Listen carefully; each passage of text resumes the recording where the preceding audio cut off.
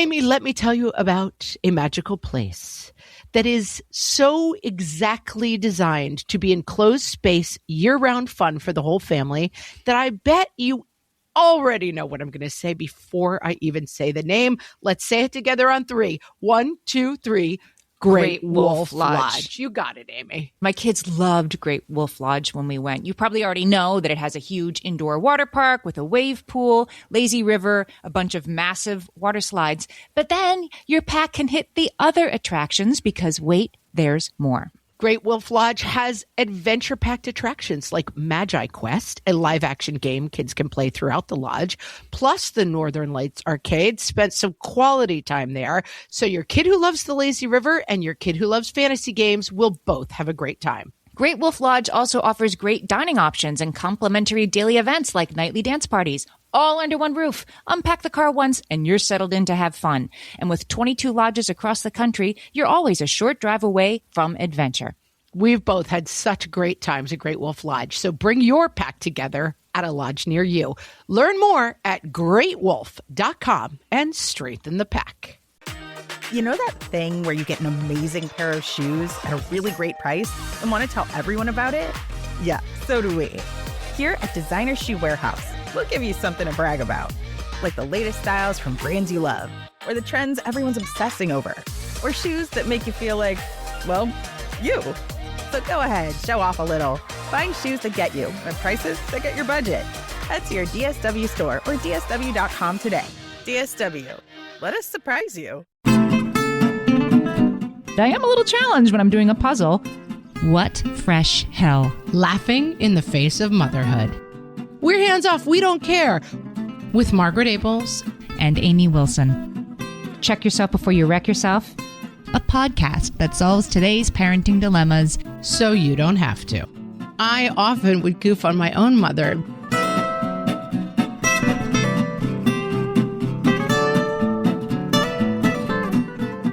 Hello, everyone, and welcome to What Fresh Hell, Laughing in the Face of Motherhood. We're laughing because Marshmallow is growling in the background. This is Margaret. She's sneezing or something. She's doing, She's making some funny noise. Anyway, welcome. This is Amy, and this week we're going to be talking about pushing kids the just right amount. Not too much, not too little, hard to know, different for each kid and all that, yes. But we're going to talk about, how do we even know how to begin to balance this? Amy, as you like to say, I'm soaking in it. I've been having this conversation again and again and again lately. And I do think, whether it's little kids, should they stay on the sports team or should you let them quit if they're miserable? Or as my kids start high school, getting into the kind of college-based Northeastern rat race of doom. This is a really hard question that vexes me. Yes. And let me tell you, the perspective that I have of having older kids. So my kids are 15, 18, and 20. And of course, they're turning into real adults now. But the sort of the 4-year-olds that they were are still in there. You know what I'm saying? I still see them when I look at them. Oh, did you just say a mouthful? Absolutely. The 10-day-olds are still in there. And the approaches that they need and the pushes and pulls and hands off and hands on that they need are not only vastly different for each kid, but the good news is they're not that different when they're 18 that they were when they were 4, if that makes sense. That's good feedback. I mean, I just was facing this. It's midterms week at our house, and I have a kid who I think is studying really hard. But when I talk to other parents, I think he's studying a third of what some other kids are doing.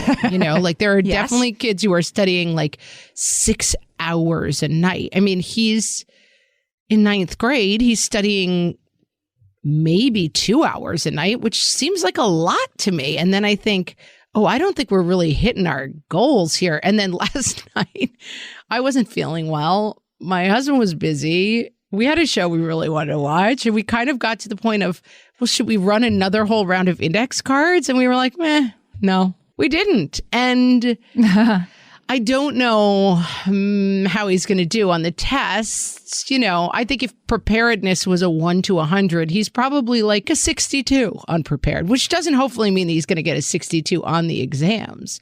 But I think I suffer from being an under pusher, I think. Right. I'll throw down a gauntlet early on this because I think it matters. we need to push our kids sometimes in order for them to experience risk and failure and growth.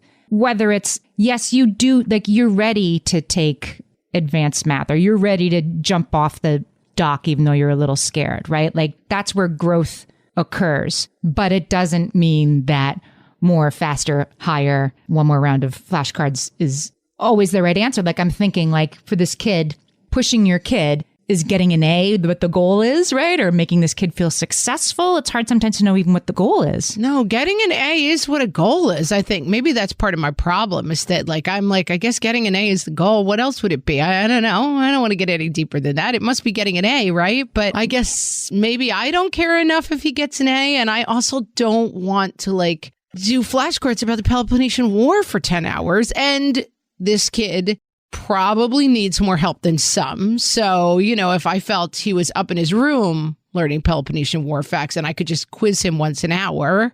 And so I guess it's a constellation of issues. And there's getting an A. Yeah, I worry a lot that I'm under pushing. If my kid says they want to quit sports, I'm like, let me buy you an ice cream. You are the best child ever. I don't want to go to sports. I don't want to do anything. Right. But that's not necessarily what is best for the kid. It's not necessarily what's not best for the kid. Yeah, I should probably push more than I do. Well, we're going to talk about it because I think obviously stopping pushing is sometimes, look, there's the kid that is studying 6 hours a night, imaginary kid in your child's 9th grade that is studying 6 hours a night and needs to have like the opposite of push, right? Like that kid needs to be encouraged to. Right. Who's panicking and like really nervous all the time. Yeah. And like having like stomach issues because they're putting so much pressure on themselves. Right. Exactly. So like the sort of key to this, I liked this term. I actually wrote an article about this. So I'll put a link to it in the show notes about this when my kids were 7 years younger than they are now, about the optimal push. What is this? This isn't my term. There's a sports psychologist. His name is Larry Lauer. And he works with very specific type of kid and how you push them, which is he works with like athletic prodigies and their parents. So he's putting aside the like, should there be such a thing as a child athletic prodigy? Like we can have that discussion too, for sure. In this case, these are athletic prodigies. These are kids who are driven. They do have a special talent. And the parents are like, how much should we push these kids? Because if you push them too much, they'll burn out. They'll, need Tommy John surgery or whatever, right? And if you don't push them enough, then they're not going to make the junior tour, which, there's reasons that we can unpack why that might matter and not matter. But anyway, that's who he's working with. I would be interested in drilling down how many prodigies have parents who are actually asking themselves that question. There are some, but there's got to be a percentage of those parents who are not asking themselves that question. It's in did you read the Andre Agassi book, Open? No. Fantastic memoir if you haven't read it. But yeah, his dad was like a lunatic who just was like, my children will be tennis prodigies, and like retrofitted a ball machine to shoot balls out at like 9 times the normal speed. Right.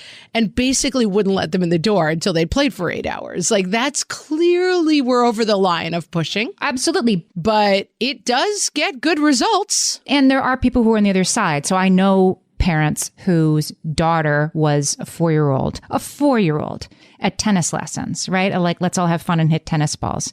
And every coach, teacher, person walking by were like, whoa. Look at her. Look at that. Look like this kid.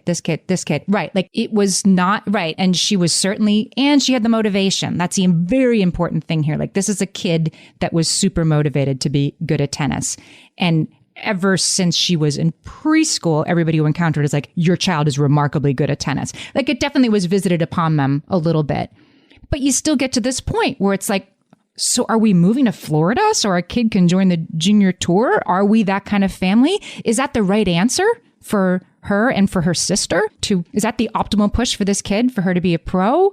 Or is the optimal push like, that's not how we roll? You'll be, a high school star and then live your life? Or something in the middle, and the ideas of injuries and right. And I think what's interesting on the other side of it is that Andre Agassi's family had 4 children, and he talks really in an interesting way about this book that whatever the combination of his personality and his dad's personality, and it was to some degree conflict. It wasn't that like some of the other kids, I think, were trying to please the dad, and he was trying to like fight back against the dad through tennis in his own way. And he's the only one. All the kids played on the junior circuit. He's the only one who went pro. You know, the other ones didn't make it. Like, you can retrofit a tennis ball server thing to shoot balls at your kid's head 100 miles a day.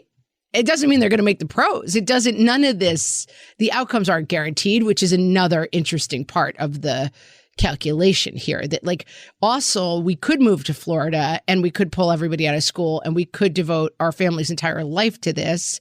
And then the kid could break their knee when they're 17 and that could be the end of the road. And so the calculations are very, very complicated, I think. Or grow up to write a memoir about how, you know, my life was ruined by my parents, like, incessantly pushing me with a tennis ball machine in the backyard. Like, you could be, I thought you wanted that. That could also happen. Right. Well, I don't think this dad was like, I don't think the dad ever had the thought of like, I think you want X. I think he was like, kids, tennis, yes, must. And like, it was just like absolutely nutty. Well, so anyway, this whole optimal push thing, I just wanted to preface it by saying, like, this is like a guy who coaches parents of child athletic prodigies on how to push their kids but not have them burn out and what's enough. And that's a rather specific skill. But I really liked where he's coming from. So he says optimal push has how to know. It's different for every kid, which is, of course, easy to say, but I think it's true. And he says 3 things go into how much to push a kid in any given thing. It's their age, it's their ability of what they're being, you know, pushed in, and their desire to be pushed. That's a nice touchstone. That makes sense to me. Like, if your kid hates tennis, then right. Yeah. So like about a homework thing, if your kid is like resisting doing homework, I have a kid who really resists doing like reading for school, like hates reading, doesn't read any more than they have to. That's not a good way to get better at reading. P.S. Right? But how much I can push this kid on, you really need to read more. Reading's hard for them. So their ability, I have to factor in that ability to how much I'm going to push them, right? Like, we're not leaving this house until you read 3 chapters of that book you have to have read in 2 weeks. I could do that, but then I'm not really factoring their desire and their ability into how much I can push them, and I should. Yeah, and your role in it. I mean, I've been having many more problems as my kids get older of, I don't know. I come from a kind of high achieving academic family, and I kind of thought the formula was like, kids do this on their own, you know, and I'm realizing much more that my kind of lackadaisical approach has fostered a more lackadaisical approach in my offspring.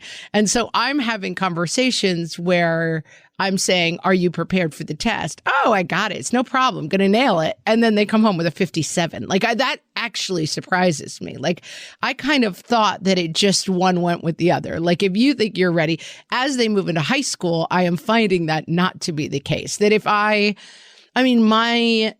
intellectual take on it is that this sounds like a you problem, school and child. Like, I don't really want to be involved in my kid and their learning, but I guess I have to be. Like, there's no lane in which I stay out of it and my kids do really well, is what I seem to be figuring out. But say, like, so I can think a friend of one of my kids is a map genius.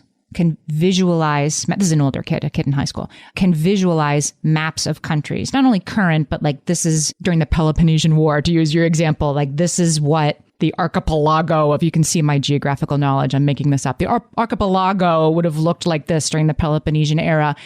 Can freestyle draw this, right? And of course, that's an innate ability and very motivated to learn more about it and know about that. If you have a kid, so picture that 5-year-old, right, who's fascinated by maps and globes and history and stuff and has an extreme desire to learn more about that. I would argue, like, you kind of do have a responsibility to that kid. Like, okay, I think we're going to find some like archaeological camp this summer or whatever, or we're going to start reading more books as a family that are about. Yeah, we're going to spend time at the Museum of Natural History. Yeah, I agree with that. I think leaning in to strengths probably, and then supporting weaknesses seems to be part of it too. I have a whole thought about this, Amy. Let's take a break. We'll be right back. Hellions, it's time for some spring cleaning, and I don't just mean the coat closets. Doing your financial spring cleaning can actually be super easy when you let Monarch do your financial spring cleaning for you. One dashboard that gets your entire financial life organized. No more clutter, no more mess, no more logins scattered everywhere, just accounts, investments, property, and more, all in one place. Get your first year of Monarch for half off, just $50 with promo code FRESH. Monarch allows you to look not only at what you've already spent, but also to plan for the future. With Monarch, you can set savings goals, plan for big purchases, and notice spending trends before they become a problem. I can generate cash flow reports that show me what we spent this quarter, this month, what we're probably going to spend next month, and feel prepared, organized, and knowing how to plan for the future. No more surprises and a lot more clarity. Try Monarch. Use code FRESH at monarch.com to get your first year half off at just $50. That's 50% off your first year at monarch.com with code FRESH. All my kids learned to swim when they were little. It was super important to me that they be confident and safe in the water.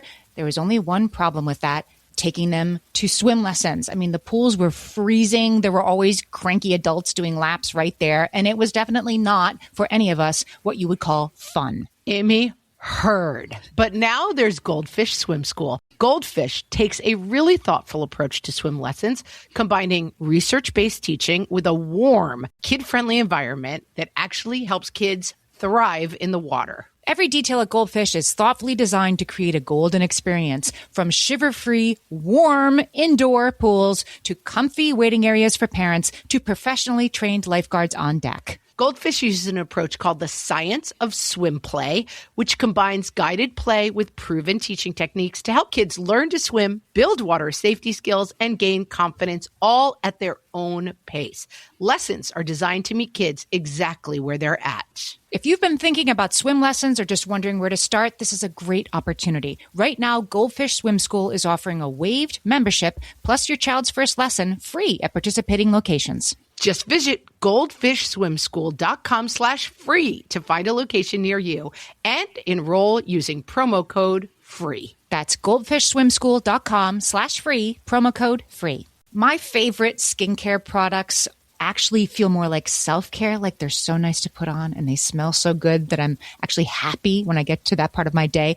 And I swear that is how I feel about Osea's anti-aging body balm. Amy, you are usually the lotions and potions queen on this podcast, but I have to say, hard agree. Osea's anti-aging body balm is a liquid silk body balm that combines the lasting hydration of a lotion with the firming power of a serum, leaving skin smoother and firmer. This body balm is clinically tested and designed to deliver visible results you can see and feel. So we've gotten to use this product for a couple of months now, and I swear I have really noticed firmer and smoother skin, like on the back of my hands. It's like getting a mini spa treatment from head to toe. Get a spring-worthy glow with clean, clinically tested skincare from Osea.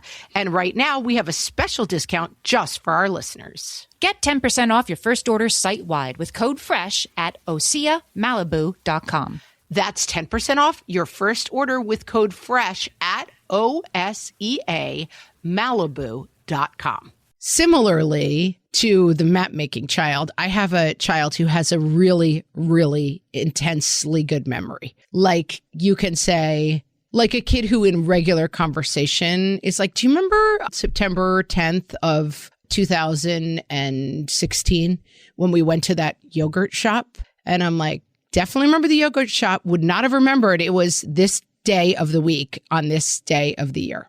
This kid did fairly well in school, in middle school. As long as the only task was memorization, this kid could kill any test because they have an intensely amazing memory. Yeah. Now, as they get further along in school, it becomes much more compare and contrast these two religions as they grew in these two countries.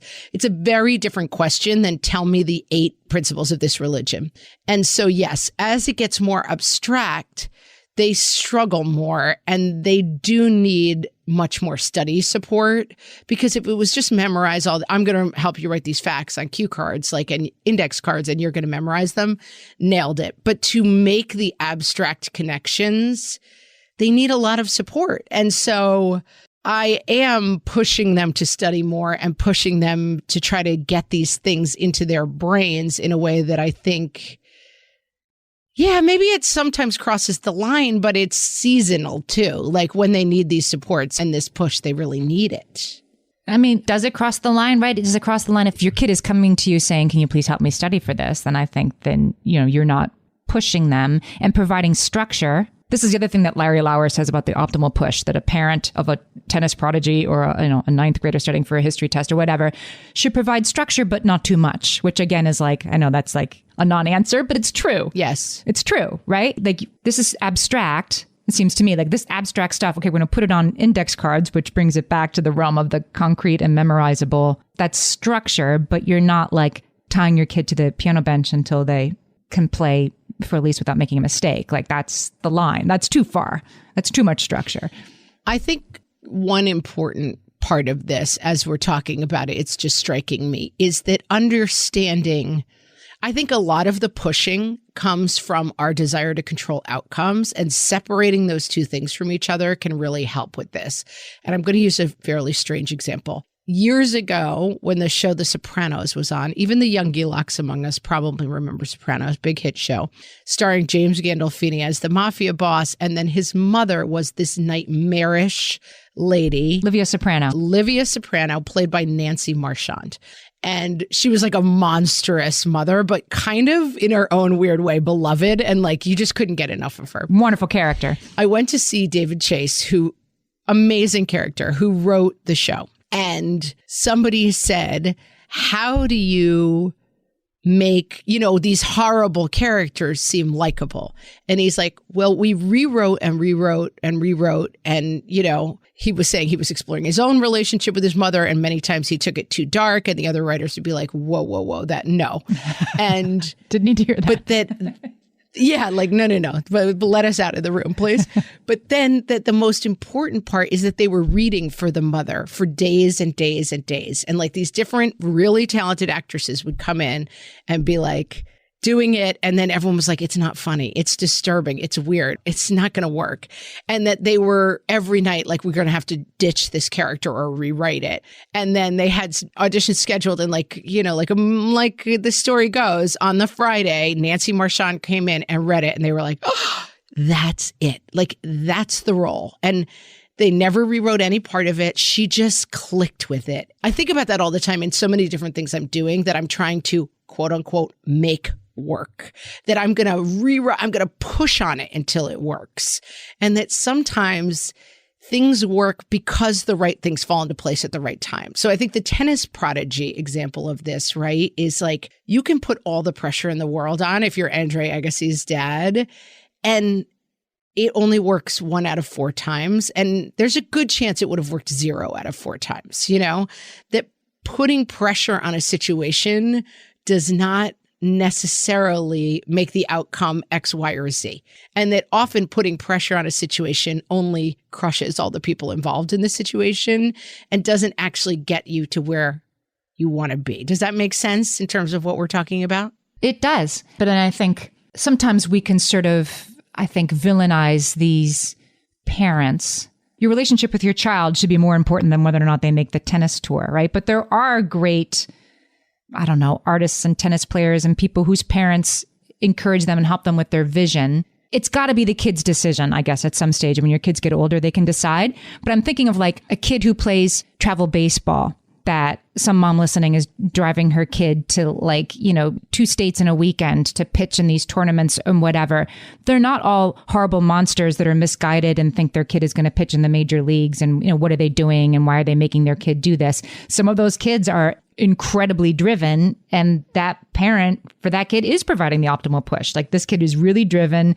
The parent doesn't really know or care where this is going, but they love that kid that much to support them. Like, there can be a case in which a parent doing a lot to support a kid's unique interest is warranted. It's just hard to know sometimes. 1,000%. And I often would goof on my own mother.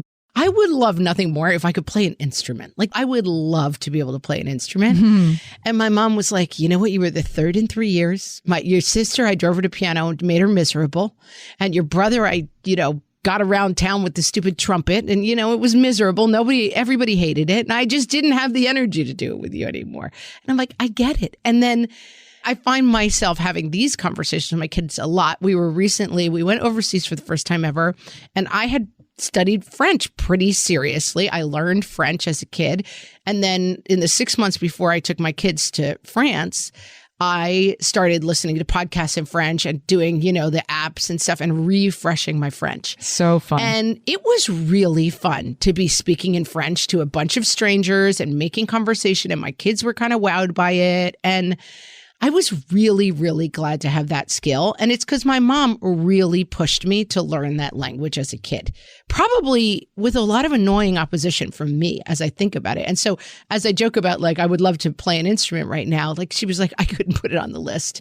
Right. But the things that my parents pushed me towards, I really enjoy as an adult. And the problem is our kids don't really have the perspective. My kids are right now in the phase of, when will I ever need to know this? And I will say in my third hour of studying Peloponnesian War facts, I'm like, why are we all wasting our time? You will never need to know this except for if you go on Jeopardy. The only time you'll ever need to know this. But learning a ton of stuff and being smart and knowledgeable and having a curiosity about the world, it's all incredibly valuable. And so you can't, as I sometimes want to be like, pushing is for losers. We like to relax and have fun and love each other. You can't just take that path. That episode we did a month or two ago, I'll put the link in the show notes. Is this supposed to be more fun about why things aren't fun? We got into a whole discussion then that really was eye-opening for me, that fun can be skiing, right? Which you have to learn how to ski, and skiing is terrifying, and then it's fun. Fun can be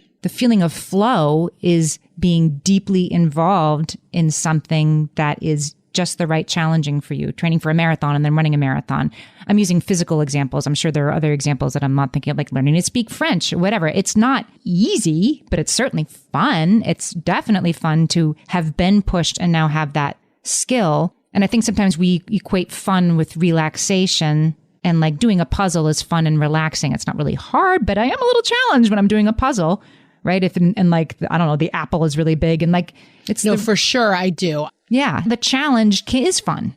I think I come down too much on the side of nobody can tell me what to do, including me, sports, who wants it? Studying for losers. I definitely come down a little too much on the side of we're not hung up on learning and growing. We're cool, And I think that I was thinking about this midterm exam thing and my other kid who's struggling a little bit in school, that I probably do need to dial in a little bit more on, and it was funny. I was having a conversation with one of my kids the other day who is now in trouble for missing. This is another whole new school thing that we didn't used to have. It's kind of all on the computer. So if you're missing assignments, you get a 0 on it. It's on your chart. And as the parent, you're supposed to check this thing and see if the kids have zeros. And I never check it. I mean, I don't know how to log on to it. And someone at pickup one day was like, oh, you just get it on your phone. I'm like, I don't want to log on. This seems like a problem for my kid. You're old enough to keep track of your assignments, but he has not been. And I probably let too much slack in that rope. And I was talking to him about it, because then it becomes very angsty and tearful, I've screwed everything up and how could I? And I'm a bad person, a bad student, and whatever else I am. And we were chatting about it in a calm moment the other night. And he said, it's interesting. I really kind of let it go. I really, would say to myself at night, it's only one assignment. But then I started doing it every week. And then I started doing it a couple of times a week. And now I'm missing all of these assignments and I'm way far behind. And I thought, well, that's a good life lesson to learn too, right? That sure, you can miss one assignment. You can't miss 10. Seems like a good age to learn it, but it does involve the reason that it gets triggered is because the teacher emails me to say, this kid is failing my class because they actually haven't turned an assignment in 3 weeks. Yeah. And I guess good thing. But then you were supposed to use this whole platform that, maybe, that's complicated. And it's a good lesson for the kid. And I kind of agree. I mean, listening to it, I'm like, yeah, you need your kid to learn that before they're in college or whatever, that they need to keep track of their assignments. But it depends on the kid, right? There are kids, I love talking about this. There are kids from whom that is all they need to start keeping track of their assignments. This will never happen again. To change it up. Yep. It's a new day.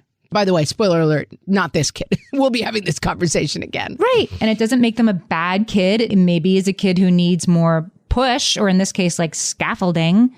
And you can figure out what the scaffolding is. And as they get older, where I'm at now is okay, the scaffolding is now here, but you've got to do repairs to the scaffolding as they need occurrence. You're going to be the one fixing the scaffolding because I'm not going to know what's happening. I need to be more removed from this. It never stops being hard. I also think reflecting that, and I'm thinking about it, and it's very helpful that like the push, it needs to be consistent pressure, the push, I think, because it can't be like, we're hands off, we don't care. What? You're failing 3 classes? This is unacceptable. Right. Now we need to bear down. That a little bit of push all the time is better than like totally random pushing, that it's a little bit of like, how are you doing? Let's check this thing. And my compromise has been, you check it every night and tell me what's missing. Because he's not lying, this kid. He's just sort of like, it's not that bad. I'm sure it's done. It's close enough.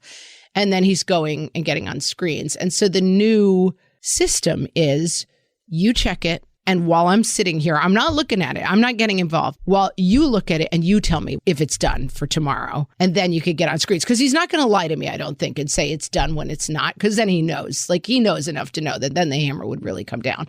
But he needs now a checkout of homework time pass from either myself or his dad before he can play screens. So if I see him on screens, I'm like, who checked you out? And it just means are the assignments that are due done? And that's a little bit of scaffolding and help every night, as opposed to you're doing great, right? Yeah, I'm doing great. And then panic once every 3 months when the emails inevitably come in that say, spoiler alert, he's not doing that great. I think that sounds like a great plan. All right, we'll take a break. We'll be right back. Amy, when I'm having a good hair day, it usually makes my whole day better. And that's why on every day, I'm taking Nutrafol. Nutrafol is the #1 dermatologist-recommended hair growth supplement brand. And it's the #1 hair growth supplement brand personally used by dermatologists. Nutrafol's hair growth supplements are peer-reviewed, NSF certified for sport, and clinically tested. Nutrafol offers multiple formulas for men and women, tailored to different life stages and lifestyle factors, so you get support that's actually right for you. Adding Nutrafol to your daily routine is easy. Order online, no prescription needed, with automated deliveries and free shipping to keep you on track. Let your hair be one less thing to worry about. See visibly thicker, stronger, faster-growing hair in 3 to 6 months with Nutrafol. For a limited time, Nutrafol is offering our listeners $10 off your first month subscription and free shipping when you visit Nutrafol.com and enter promo code LAUGHING. That's Nutrafol.com, spelled Nutrafol.com, promo code LAUGHING. Hey there, I'm Kendra Adachi, and my show, The Lazy Genius Podcast, helps you be a genius about the things that matter and lazy about the things that don't, and you get to decide what matters. I'm not here to tell you what to do. I'm here to give you a new way to see. Episodes of the Lazy Genius Podcast are full of compassionate time management tips and permission slips to do what makes sense for you. New episodes drop every Monday. Follow and listen to the Lazy Genius Podcast on the free Odyssey app or wherever you get your podcasts. And now, summer rules versus winter rules. From the What Fresh Hell podcast, summer rules. Okay, no problem. Yeah, just keep playing. Come in at 9 o'clock when the sun goes down. Winter rules. Oh my God, it's been dark since 4:30. We're having dinner at 5 and then starting our bedtime routine at 5:20. Summer rules.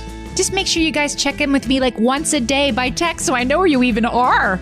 Winter rules. Yes, you are coming to the grocery store with me. Otherwise, you will not have been outside all day. Summer rules.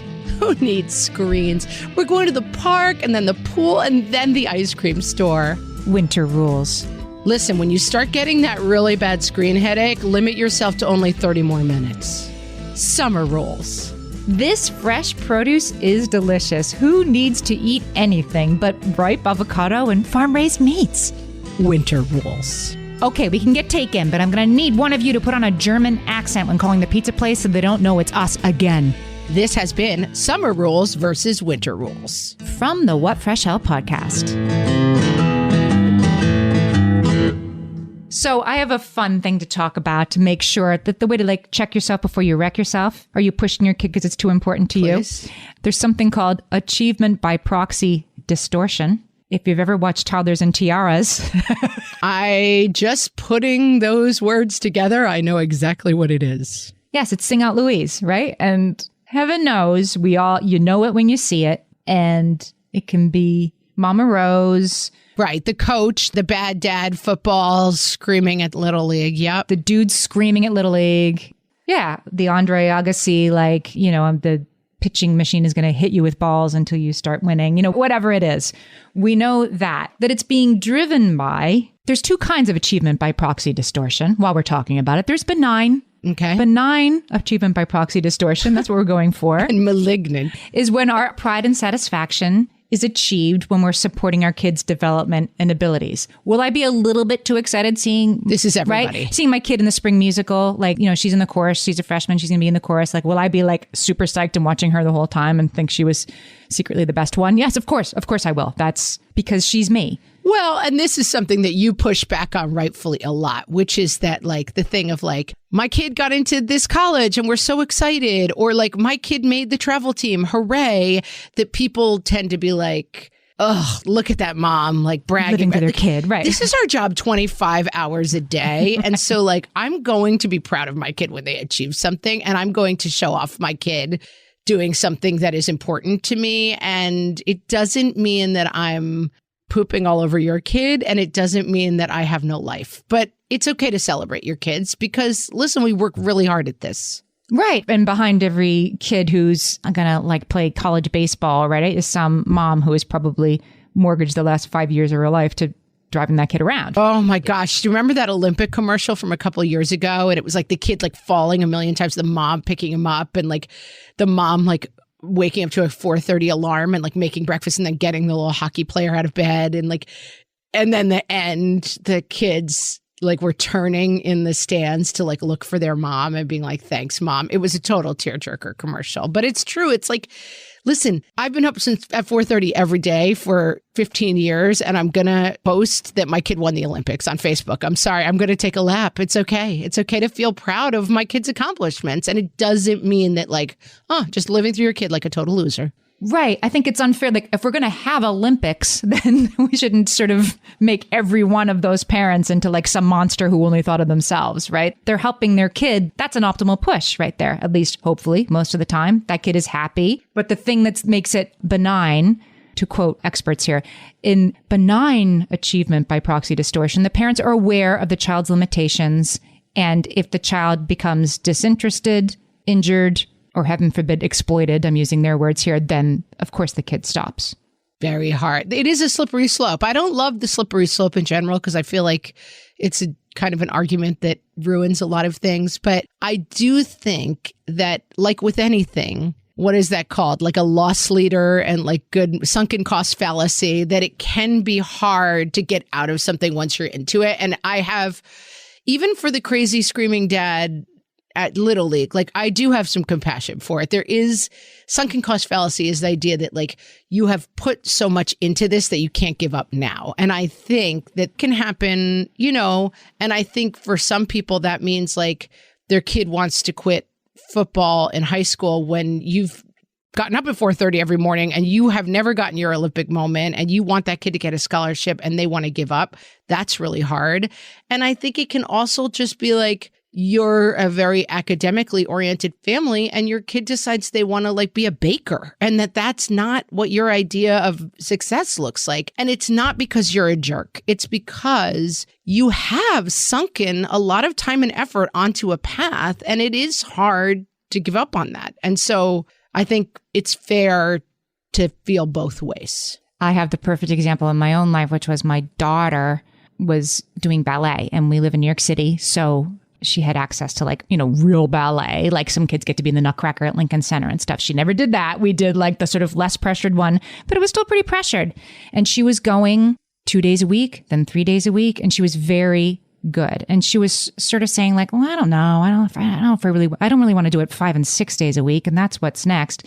And I kept saying like, but you can't, like, you're so good. You can't quit. Like I loved seeing her up there. I loved seeing her perform. She loved performing. But she was getting to the point where like, I can never hang out with my friends at Starbucks after school because I have to go to ballet all the time. Then anyway, my kid got sick. She got sick from COVID and she was sick for a long time. And she just lost a lot of ground. And the ballet people weren't like, she may not come back. But my daughter was very like, I'm done. I've lost too much ground. I know they're being nice saying I can come back. I can't. Like my leg won't be as high as the other girls now. And like, it's too late. I can't return. And it's okay, Mom. I'm ready to move on anyway. I'm sorry I had to end this way, but I'm okay with it. She was okay with it long before I was. And I think it was a sunken cost fallacy. And it was also like, but you're so pretty up on stage and I love watching you. And it was also like, this isn't fair that my kid has worked so hard and now it's been taken from her. But it was the right call. And she was certain about it. So it was a little bit easier for me to there's nothing to push. She's saying no. But it was harder for me. And it took me a little longer than I maybe wanted it to, because I was achieving something by watching her perform. And also your kid is a child. And so there may be times, I have a kid right now who's in band and absolutely hating it. And I keep saying, you can get out of band when you come to me with another activity that you want to do. You can't do nothing. You can't do nothing. And that hasn't happened yet. And there's a lot of misery around band. And also, I don't know that I would want a 12 or 13-year-old in charge of a life outcome decision. So, you have to be thoughtful about okay, you have been playing piano at a semi-professional level since you were 10. You're an incredible pianist. I don't know that I'm going to let you quit when you're 12. I might say you have to keep this up until you're 16, when I feel you're more able to make this decision, because I can definitely see a kid looking back and saying, hey, I really had something going. And then yes. Why did you let me quit when I'm 12? I definitely have both with my parents. Why did you push me on this dopey thing? And why in the world did you let me quit playing an instrument, especially when I was, trying to act and stuff? I was like, oh my God, if I could have played guitar, I could have been a contender. But, there's no saying, I was not going to be Taylor Swift if my parents had just kept me in guitar lessons. There were some other factors going awry there that were keeping me from being Taylor Swift. But there's no, like many, unfortunately, parenting topics, there's no really, really simple answers here. But I do think the idea of saying, why do I want to do this? Why does my kid want to do this? Are those two things aligned? Yep. Is sunken cost fallacy playing a role? And if so, is it playing an appropriate role? Because let's be honest, it might be. I mean, if you have relocated to, Canada so your kid can be a professional ice hockey player, and 3 days in, they're like, I'm bored of this. I mean, that may not be the way you're going. You may be like, we're giving this at least a year before we make that decision. And then I think also be aware, if you're more of a me, where you're under pushing, because I think in this conversation, it's been clearer to me that I think because we've talked about this too. Sometimes we're like, well, I was parented this way. I feel, well, there was a lot of pushing and there was a lot of achievement in my family. And I kind of define myself as I'm not playing that dumb capitalist game, I am the rebel. And that I think maybe I enforce that too much on my kids. Let's just chill. We're cool. And that there may be realms where academically and with sports or activities that they need more push than I'm giving them. Especially, let me say, joy. Yeah, joyful activities. The pandemic kind of let us off the hook with a lot of this stuff. And I think I never went back. And I think it would be a good idea for me to sit down with my kids and say, hey, we're spending a lot of time at home on screens. Are there some more activities we could pursue that would be really fun and that would be fun to know as you get older? Right, and which bring you joy and meaning, and which your kids are motivated by. It's hard when they're like, nothing, I don't know. When they're not living up to their potential, it's one thing. When they're doing their very best and I don't want to do ballet anymore, then you have to look in the mirror about the achievement by proxy distortion and be like, okay, I guess it's your life. Okay. And you just put your Swan Lake costume on in the closet quietly and cry. Yes, exactly. We could have done it. We could have done it. Friends, we want you to do something for us. We want you to check out all of the offerings that we have at adlistmedia.com. Tons of podcasts with mom audiences that we love, and we want you to subscribe. Go to adlistmedia.com and subscribe to all the podcasts you see featured. There are so many good ones, and you will recognize so many of the creators who have been guests on our show, and we'd love you to check it out. That's right. They've been guests, and we're like, you know what? Would you like to be part of Adlist Media? Yeah. And they say yes. It's exciting. Exactly. There's tons to explore. So please check that out. And with that, we will talk to you next time. Thanks, everybody.